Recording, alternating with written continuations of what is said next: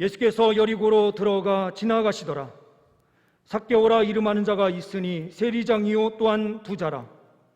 그가 예수께서 어떠한 사람인가 하여 보고자 하되 키가 작고 사람이 많아 할 수 없어 앞으로 달려가서 보기 위하여 돌 무화과 나무에 올라가니 이는 예수께서 그리로 지나가시게 되밀어라. 예수께서 그곳에 이르사 쳐다보시고 이르시되 삭개오야 속히 내려오라. 내가 오늘 내 집에 유하여야겠다 하시니 급히 내려와 즐거워하며 영접하거늘 무사람이 보고 수군거려 이르되 저가 죄인의 집에 유하러 들어갔도다 하더라. 삭개오가 서서 주께 여짜오되 주여 보시옵소서. 내 소유의 절반을 가난한 자들에게 주겠사오며 만일 누구의 것을 속여 빼앗은 일이 있으면 내 갑절이나 갚겠나이다. 예수께서 이르시되 오늘 구원이 이 집에 이르렀으니 이 사람도 아브라함의 자손임이로다. 인자가 온 것은 잃어버린 자를 찾아 구원하려 함이니라. 아멘. 이 시간 우리 옆에 있는 분들과 먼저 인사하는 시간을 갖도록 하겠습니다. 사랑합니다.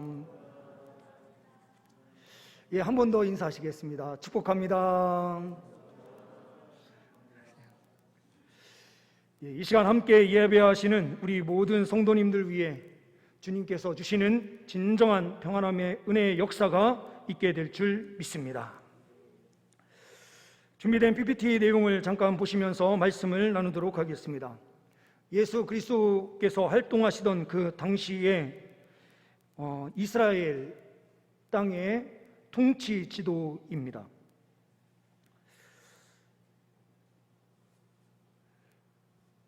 밑에 유대 땅과 사마리아 지역이라고 일컬어지는 이 지역이 그때 당시에 헤롯 아켈라오라고 하는 헤롯 대왕이 통치하고 있었으며 그 위쪽 갈릴리 지역은 헤롯 안디바라고 하는 분봉왕이 섬기게 됩니다. 그리고 그 옆에 빌립의 영지라고 되어 있는 이 가이사랴 빌립보 지역은 헤롯 빌립이 통치를 하고 있었습니다. 예수 그리스도께서의 주 활동 무대로 삼았던 곳은 바로 갈릴리입니다. 헤롯 안디바가 통치하던 땅입니다. 오늘 본문이 나타나고 있는 여리고, 이 땅은 헤롯 아켈라오, 특별히 이곳은 로마의 통치에 직접적인 영향을 받는 땅입니다. 이 여리고는 우리가 잘 알고 있는 대로 다음 페이지를 넘겨서 보시면 여리고 성, 여호수아서에 나타나는 그 성이 이렇게 만들어졌을 것이다 라고 하는 예측의 그림입니다. 높은 지역에 이 여리고 성이 건축됨과 동시에 우리가 2년 전 7월 첫째 주 맥주 감사절에 이 말씀을 함께 나눴습니다. 그때에 보았을 때에 이 여리고성은 이중 성벽으로 되어 있어서 그 높이만 하더라도 약 14m 이상 되는 아주 높은 성벽을 가지고 있었기 때문에 그 누구도 침투하기에 어려운 아주 난공불락의 성이었다라고 볼 수 있습니다. 이 성을 하나님께서 여러 가지의 하나님의 역사하심을 통해서 지진도 일어나고 그 안에 공명도 일어나고 해서 이 성이 한꺼번에 무너지는 그 사건이 일어나게 되죠. 이때에 여호수아가 선포합니다. 만약 터를 쌓는 일이 있게 되면 맏아들이 죽을 것이고 성문을 쌓을 때에는 그 막내 아들이 죽게 될 것이다 라고 여호수아는 선포합니다. 한참 시간이 지난 열왕기상 16장 34절에 가서 보게 되면 베델 사람 히엘이라는 사람이 이 여리고를 다시 재건하기 위해서 공사를 시작합니다. 그래서 터를 쌓을 때에 맏아들인 아비람이 죽고 성문을 세울 때에 막내 아들인 수굽이 죽게 되는 그 사건이 그 눈앞에서 이루어지게 됩니다. 이것을 본 이스라엘 민족은 더 이상 재건의 꿈을 꿀 수가 없게 됩니다. 그럼 오늘 말씀이 나타나는 여리고는 어떠한 여리고인가? 바로 이 무너진 여리고 옆쪽에 다시 재건된 여리고입니다. 구여리고가 있고 신도시를 구성하는 여리고가 있었던 것입니다. 다음 페이지를 보시게 되면 이런 식으로 다시 재건되었을 것으로 보여집니다. 그런데 보시는 오른쪽 편에 있는 사진은 지금 현재 기둥만 남아 있는 헤롯 별궁, 헤롯궁이라고 우리는 알고 있는 별궁의 기둥만 남아 있는 것을 우리는 보게 됩니다. 이 별궁은 이 왕족들이, 특히 헤롯 가족들이 겨울에 와서 묵는 별장으로 지어진 곳입니다. 내려주셔도 좋습니다. 이 여리고성은 헤롯 대왕이 재건한 새 도시, 신도시입니다. 여리고는 아주 부유한 도시로 알려져 있습니다. 팔레스타인 지역에서 가장 비옥한 땅을 가지고 있습니다. 그리고 천연 자원이 풍부해서 꿀이나 그리고 종려나무나 대추 야자 열매 이런 것들이 많이 생산되고, 특히 그때 당시에 가장 비싸게 팔리고 있었던 발삼 향유가 이 땅에서 많이 나오게 됩니다. 그리고 희귀한 나무들이 많이 있어서 이곳을 역사학자 요세푸스는 이렇게 이야기를 합니다. 여리고성은 신성한 땅이다. 기후는 온화하고 많은 사람들이 겨울에 휴양할 수 있는 장소, 그리고 무역이 중심이 되는 도시였습니다. 북쪽과 남쪽으로 그 두 문명이 만나는 곳에 중심의 역할을 하고 있었던 곳이 바로 이 여리고 성이었던 것입니다. 이러한 상황으로 볼 때에 오늘 말씀 2절에 보시게 되면 삭개오라 이름하는 자가 있으니 세리장이요 또한 부자라. 세리장도 같은 세리장이 아닙니다. 세리도 같은 세리가 될 수 없습니다. 돈이 많은 지역의 세리와 가난하고 없는 지역의 세리는 다르죠. 그러니 이 여리고의 세리장, 세무서장이다라고 하면 특별한 권력이 있는 것이었습니다. 이 유대 땅에 4명의 손가락 안에 들어가는 서장이었던 것입니다. 이 사람은 어떠한 사람입니까? 부자였는데 오늘 예수 그리스도를 만나기 위하여 나아가고 있는 사람으로 묘사되고 있습니다. 이 사람은 특별히 부자라고 하는 말과 함께 세리장이다라는 것을 강조하는 이유는 무엇입니까? 사람들로부터 아무리 천대를 받는 사람이다 하더라도 이 사람은 권세 있는 사람이다라는 것을 강조하고 있는 표현이요, 그리고 모든 것을 다 가진 사람이다라는 의미입니다. 한국의 지성세계를 대표하는 초대 문화부 장관으로 잘 알려진 이어룡 박사, 이 박사를 많은 분들이 알고 계시리라 생각합니다. 평생 무신론자로 이 세상을 사셨죠. 이분이 73세에 예수 그리스도를 믿고 세례를 받으셨습니다. 이 교수가 쓴 책 우물을 파는 사람이라고 하는 책에 자기 자신을 이렇게 고백을 했었습니다. 명예 달라면서 글을 썼더니 명예가 생기더라. 돈 벌려고 애쓰니까 되더라. 또 병 때문에 병원에 다니니 낫게 되더라. 그런데 어느 날 너무나 외로워서 극장에 가서 영화를 봐도 내가 가장 좋아하는 글을 읽어도 마음을 채울 수가 없더라라고 고백합니다. 우리가 생각할 때에는요, 모든 걸 다 가진 부자들은 다른 것이 다 필요 없을 것처럼 보여요.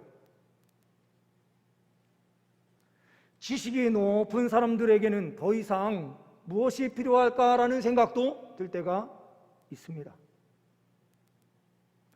그런데 오늘 말씀에 이 삭개오라 하는 사람이 예수가 궁금해져서 나아가게 되는 것을 우리는 발견하게 됩니다.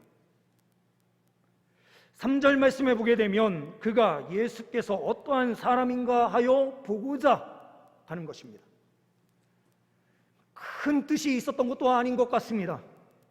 도대체 예수라는 사람이 어떤 사람이야? 라고 하는 궁금증에서 시작이 돼요.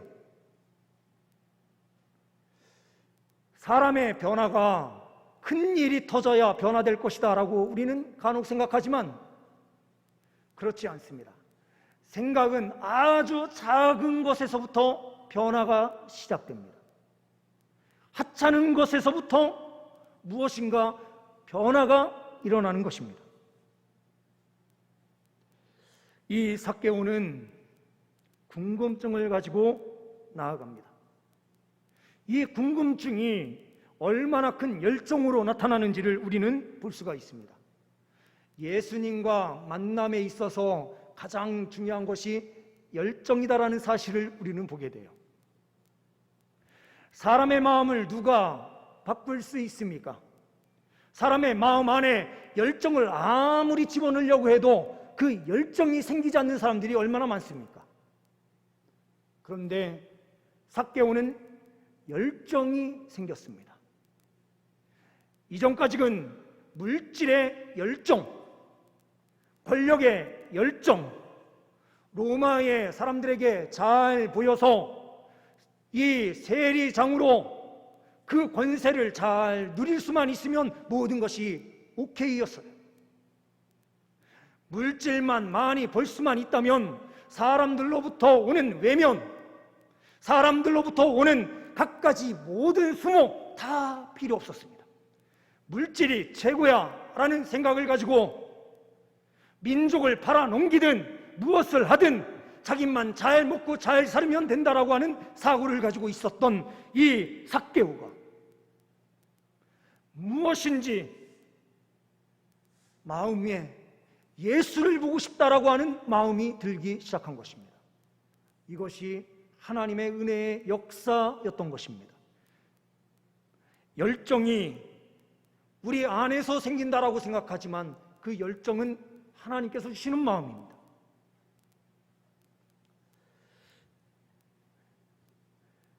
우리 청년부 지금 담당하시고 계시는 임석권 전도사님을 우리가 이제 모시기 위해서 제가 면접을 한번 봤습니다.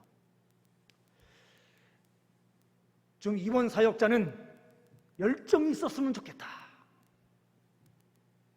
좀 청년들에게 영적으로 열정을 가지고 좀 무엇인가 그들에게 비전을 좀 심어줄 수 있는 분이었으면 좋겠다라는 생각을 가지고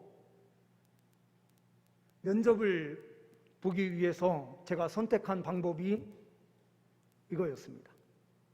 들어오자마자 딱 앉았을 때에 제가 바로 전사님 기도해 주십시오. 면접을 위해서 기도해 주십시오.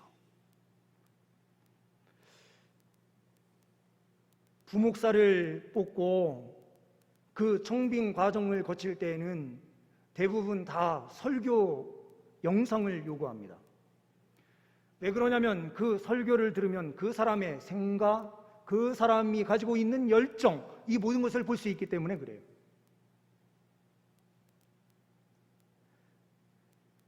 설교를 전도사님들에게는 요구할 수 없으니 기도를 대신해서 한번 부탁을 드려봤죠. 뭔지 모를 열정이 좀 느껴졌어요. 그래서 이야기를 쭉 가는 과정 가운데서 열정을 막 이야기하는데 자기의 간증을 하나 이야기를 했습니다. 이분이 SK 하이닉스 반도체 구매팀에서 지금 현재 일을 하면서 신학대학원에 다니고 있습니다. SK 하이닉스에서 면접을 볼 때에 마지막에 면접관들이 이렇게 이야기를 하더래요.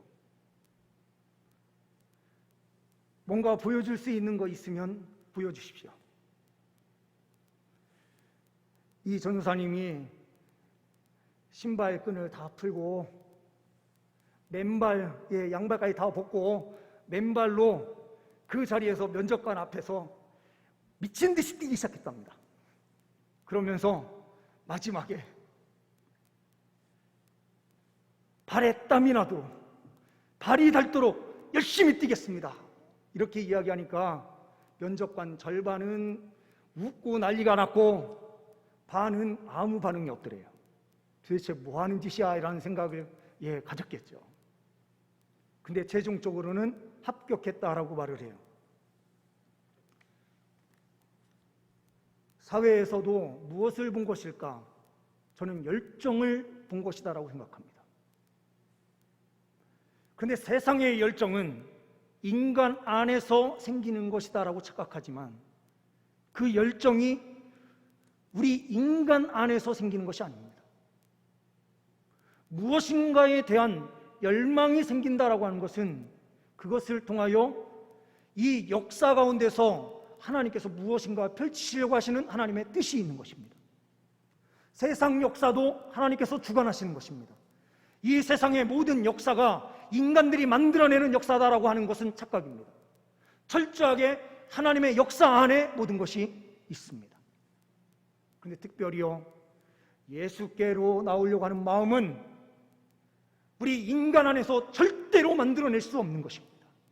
이것은 하나님의 강력한 은혜의 역사입니다. 삭개오는 세리장이었고 부자였기에 사람들로부터 사람 대우를 못 받는 사람이었기에 바깥으로 보여질 때는 체면이 더 중요한 사람이었을 수 있습니다. 자기가 키가 작은 그런 자금이 있지만 그래도 나무에 올라가서 있는다라고 하는 것은 이거는 체면을 완전히 버리는 것입니다. 예수가 도대체 어떠한 사람인가 보고 싶어서 열정을 가지고 그 나무 위로 올라간 것입니다. 은혜의 역사의 시작은 하나님께서 마음을 움직이시는 것으로부터 시작이 됩니다. 부자였지만 예수에 대한 갈망이 있었고 예수에 대한 그 관심이 생기게 하셨습니다. 그 이유는 그 부자에게 예수가 필요했기 때문인 것이죠. 우리는 부자는 예수가 필요 없어, 가난한 사람들이 더 예수가 필요하지, 이렇게 생각해요. 그러나 오늘 10절의 말씀은 인자가 온 것은 잃어버린 자를 찾아 구원하려 함이니라. 부자이든 어떠한 사람이든 그 사람들에게 필요한 것은 예수 그리스도다라고 이야기를 하시는 것입니다.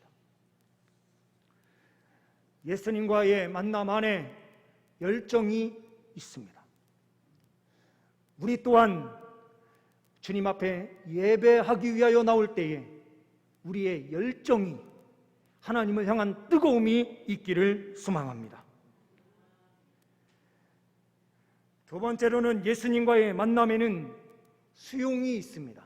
이것을 수용성이라고 하지만 하나님께서 말씀하시는 그 자리에서 그것을 온전히 받아들이고 순종하는 수용성입니다. 5절 이하의 말씀을 보게 되면 예수께서 그곳에 이르사 쳐다보시고 이르시되 삭개오야 속히 내려오라. 내가 오늘 내 집에 유하여야 하겠다 하시니 급히 내려와 즐거워하며 영접하거늘. 예수 그리스도께서 지나가시는 그 과정에서 이 삭개오는 그냥 관심이 생겨서 예수가 도대체 어떠한 분인가 보고 싶어서 올라갔었던 그 자리가 예수의 영광을 본 자리가 된 것입니다. 예수께서 오셔서 삭개오야 내려오라 라고 하는 이 이야기를 들으면서 기쁨으로 즐거움으로 영접했다라고 하는 것은 그 안에 무엇인가를 보았기 때문에 가능한 것입니다. 그런데 우리는 또 하나를 생각해 볼 수가 있습니다. 이 세리장은 로마의 임명권에 의하여 세워집니다. 로마가 필요로 하는 사람을 세워서 그 역할을 수행하게 합니다. 그러니 이 세리장의 나라는 정확하게 보게 되면 로마 제국일 가능성이 크죠. 그런데 예수님은 어떠한 분이십니까? 성경에 예언된 말씀대로 보게 되면 메시아이신 예수 그리스도십니다. 이스라엘 민족을 다시 세울 그 나라를 재건할 분으로 표현되고 있습니다. 그러니 로마의 입장에서 볼 때는 이 사람은 어떠한 사람입니까? 반역을 일으킬 수 있는 사람이었던 것입니다.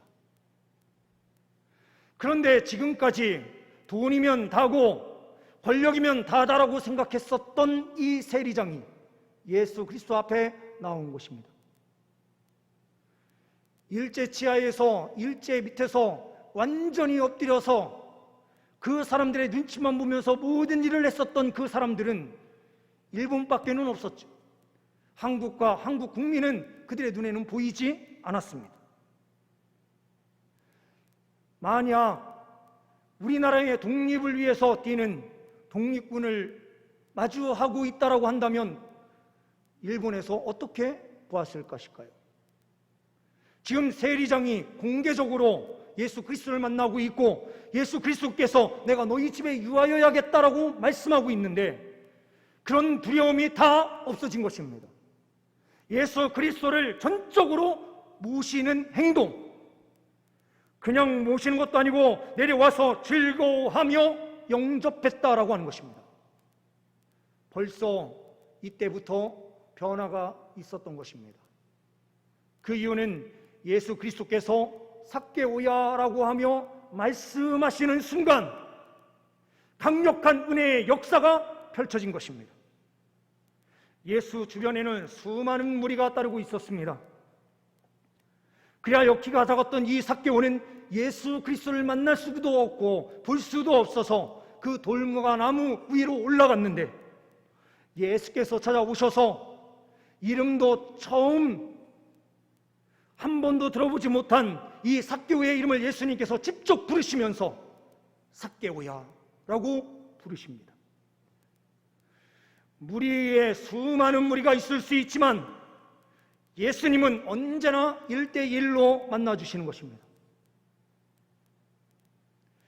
이 중에 우리가 많은 사람들이 함께 예배하고 있지만 이때에 하나님께서 만나주시는 방식은 언제나 1대1로 만나시는 것입니다. 100명이 있어도 100명에게 하나님께서 은혜를 주실 때에도 단체에게 임하는 성령의 은혜의 역사가 아니라 하나님께서 개인 개인으로 만나셔서 그 개인 개인에게 성령의 은혜의 역사를 베푸시는 방식으로 하나님께서는 개인을 만나십니다.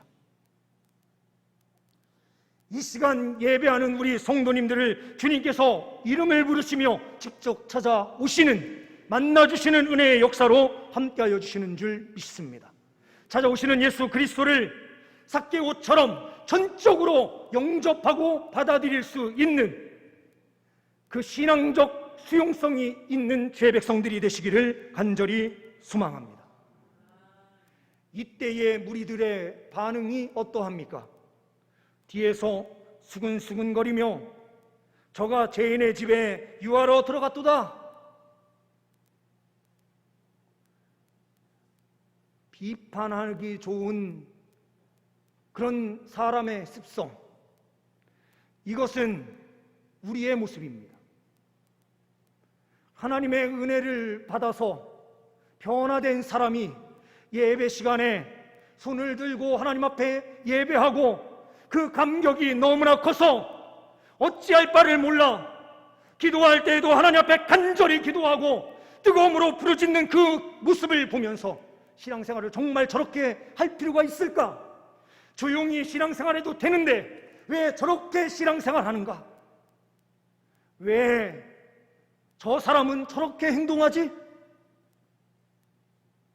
끊임없이 비판하는 것이 저와 우리 성도님들의 모습입니다. 예수 그리스도의 영접하신 그 은혜의 역사를 잃어버리고 주님께서 베풀어 주신 하나님의 자녀의 특권을 잃어버리고 우리는 세상에 있는 군중들과 같이 수근수근거리는 자리로 우리는 언제나 들어가게 됩니다. 신앙생활의 비판은 아무런 도움이 되지 않습니다. 우리가 하나님의 말씀을 배우고 조직신학을 배우고 여러 가지 것들을 배우는 그 이유는 잘못된 말씀을 온전히 멀리하고 이단들을 경계하고 우리의 신앙이 더욱더 바른 길로 가기 위함인데, 신학을 잘못 공부하고 잘못 배운 수많은 그리스도인들이 여러 가지 비판을 쏟아내기 시작합니다. 우리가 처음 시작할 때 불렀던 임재찬양, 하늘을 향하여 우리가 눈을 들고 하늘의 문을 여소서, 주님의 이름이 이곳에 주님 자정해 주옵소서, 이렇게 찬송하는 것을 사람들은 비판합니다. 어떤 사람들은 아니, 하나님께서는 이미 우리와 함께 하시고 계시는데 무슨 하늘문을 열고 하나님의 임재를 또 기다려야 된다고 이야기를 하느냐?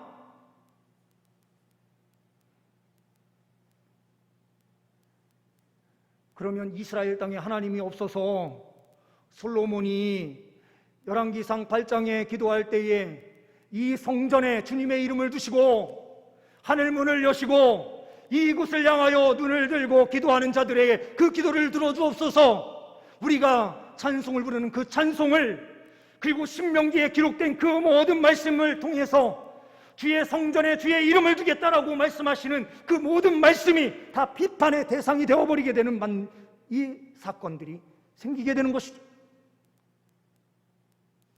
그럼 찬송가도 부르지 말아야 될 곡들이 거의 99%입니다. 이런 식으로 비판을 하기 시작하면 우리는 부를 수 있는 곡이 하나도 없어요. 비판을 위한 비판, 수군거림을 위한 수군거림, 이것은 우리의 신앙생활에 도움이 되지 않습니다. 예수 그리스도를 인격적으로 모시고 예수와 함께 살 때에 우리는 승리할 수 있습니다. 예수님과의 만남은 변화가 있습니다. 8절 말씀을 보게 되면 내 소유의 절반을 가난한 자들에게, 속여 빼앗은 일이 있으면 내 갑절이나 갚겠나이다. 돈이면 모든 것이 다 된다라고 생각했었던 이 삭개오가 예수님을 만나고 재산의 절반을 팔아서 가난한 자들에게 주겠다는 이야기,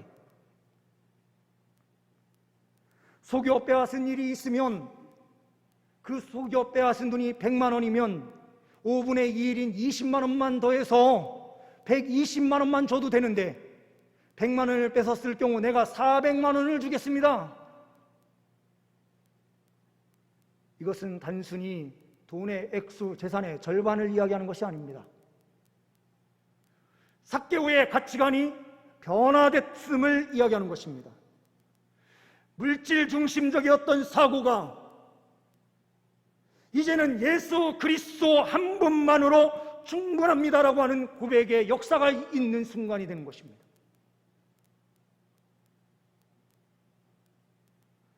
돈이 우상이었던 삭개오가 이제는 예수가 그의 신이 되었고 그의 전부가 된 것을 보여주는 것입니다. 신앙생활은 변화입니다. 예수님과의 만남은 변화가 당연히 이루어지는 것입니다. 그런데 오늘 우리 그리스도인의 삶은 어떠합니까?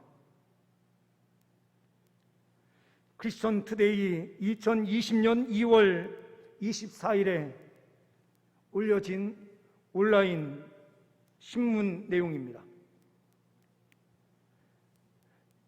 베스 에커트라고 하는 한 여인이 있습니다. 이 여인이 자기의 블로그에 간증을 올렸습니다. 이것을 기사화해서 나온 내용인데요. 이 여인은 몰몬교 가정, 우리가 알고 있는 대로 후기 그리스도 성도들이라고 할 수 있는 그 사람들, 이 몰몬교 가정에서 성장을 했습니다. 그녀는 13살이 되었을 때에 심각한 우울증을 앓고 자살을 시도합니다. 14살이 되었을 때에 좋지 않은 친구들을 사귀게 되면서 그녀는 성폭력을 당하게 됩니다. 그녀의 내면은 증오와 분노가 가득하게 됩니다. 15살 때에 이 감정적인 고통을 없애기 위해서 육체의 고통을 선택하는데 자기 몸을 칼로 긋는, 자해하는 일을 시작합니다. 그러면서 계속해서 자살을 시도하는 이 상황이 계속해서 펼쳐지다가 이 여인이 죗을 하는 사람을 만나게 되고 죗을 하는 그 길로 나아가게 됩니다. 자기의 자아를 더 분명하게 드러내는 길을 위해서 마약을 선택을 하게 됩니다. 마리아하나, 한각제, 이것들을 통해서 차원이 다른 자기 자아를 나타낼 수 있다라고 하는 생각을 갖게 됩니다. 그리고 부두교, 힌두교, 가발라, 오컬트, UAG 이런 곳에서 주술로 외우고 있는 모든 것들을 다 섭렵하고 배우게 됩니다. 그러던 중에 영적인 이 눈이 열리기 위해서는 달을 숭배해야 된다라고 하는 가르침을 받게 돼요. 그래서 달을 숭배하는 길로 나아가게 됩니다. 그런데도 그의 삶은 변화가 되지 않았고 더 고통이 심해졌으면 심해졌지 그의 안에 진정한 평안과 기쁨은 오지 않았습니다. 그러던 어느 날 만난 한 남자와 결혼을 하게 되고 그 남자를 통해서 가게 된 그곳이 바로 교회였습니다. 교회에 가서 신앙생활을 시작하는 순간부터 모든 자기를 둘러싸고 있었던 두려움, 우울증, 분노 이것들이 다 사라지게 됩니다. 그의 얼굴 표정은 이전에는 우리가 생각하는 악마적인 그런 표현을 얼굴에 표현을 하고 있었는데 예수를 믿고 난 이후에는 완전히 다른 사람이 되었습니다. 유튜브에 이 사람이 간증하는 내용이 올라오면서 그 사진을 확인할 수가 있게 되는데요. 그 사람은 전혀 다른 변화된 자기 자신의 모습이 너무나 감사하고 기뻐서 블로그를 통해서 온라인 여러 가지 수단을 통해서 예수 그리스도를 증거하는 일을, 간증하는 일을 하고 있습니다. 예수 믿으면 모든 것이 변화가 되기 시작합니다. 변화 없는 그리스도인의 삶은 무엇인가 문제가 있는 신앙입니다. 예수 그리스도를 믿을 때에 우리 안에 강력한 은혜의 역사가 펼쳐집니다.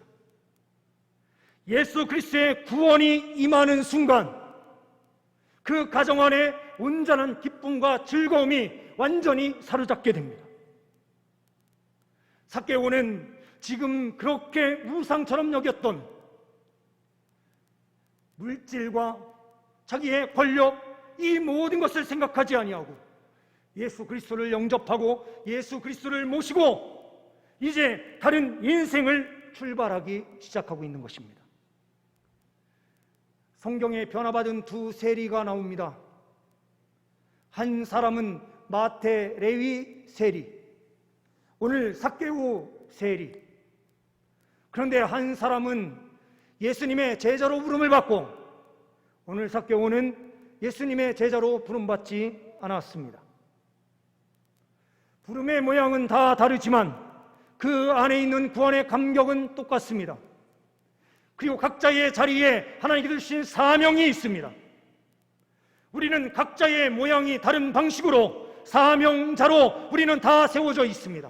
목사만이 사명자가 아니라 우리 성도님들 한 분 한 분들이 다 사명자입니다. 하나님께서 각자의 자리에서 그 사명을 온전히 완수시키기 위하여 각자의 자리에 그대로 내버려 두면서도 영혼은 완전히 변화를 일으키셨고 하나님의 구원의 은혜의 역사를 우리 마음 안에 적용시켜 주신 것입니다. 우리가 열정을 가지고 하나님 앞에 나아가고 싶다고 해서 되는 것이 아니라 하나님께서 우리의 마음을 온전히 사로잡아 주셨기에 그 열정이 있는 것이고 이렇게 힘든 상황 가운데서도 하나님 앞에 예배하기 위하여 우리는 힘쓰고 있는 것입니다. 또한 우리의 전 삶을 통하여 우리는 이 사명을 완수시켜 나가야만 합니다. 세상의 수군거림, 그것을 우리가 신경 쓰면서 신앙생활하기 시작하면 아무것도 할 수 없습니다. 예수 그리스도만이 우리의 전부요 우리의 모든 것입니다라고 고백하며 하나님 말씀 앞에 온전히 엎드리는 순종의 걸음을 걸어갈 때에 하나님께서는 우리의 삶을 통하여 하나님의 은혜의 역사를 이 땅에 펼쳐 나가시는 줄 믿습니다.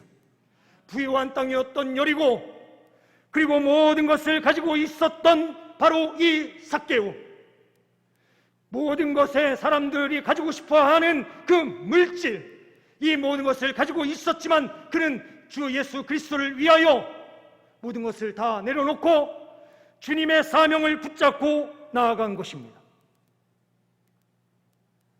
각자의 자리에서 우리는 사명자로 서서 그 역할을 수행해야만 하는 것입니다.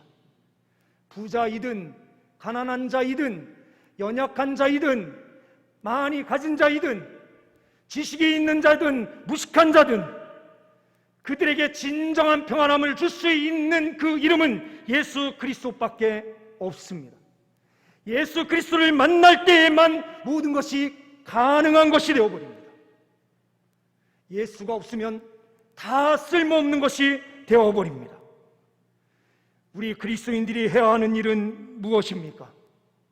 이때에 예수 그리스도께서 하신 그 일, 부자라고 제외시키는 어리석음 없이, 가난한 자라고 예외시키는 어리석음 없이 모든 자들에게 예수 그리스도의 복음을 증거하는 그 일을 우리가 온전히 수행해야 되는 줄 믿습니다. 이 사명을 이루시는 주의 백성들 다 되시기를 간절히 소망합니다. 기도하십니다. 하나님 아버지 감사합니다. 주 예수 그리스도께서 우리에게 찾아오셔서 만나 주실 때에 기쁨으로 영접하는 삭개오와 같이 우리 또한 주님을 기쁨으로 맞이하고 하나님을 위하여 믿음의 길 걸어갈 수 있도록 인도하여 주옵소서. 우리를 통하여 일하여 주옵소서. 우리 주 예수 그리스도의 이름으로 기도하옵나이다. 아멘.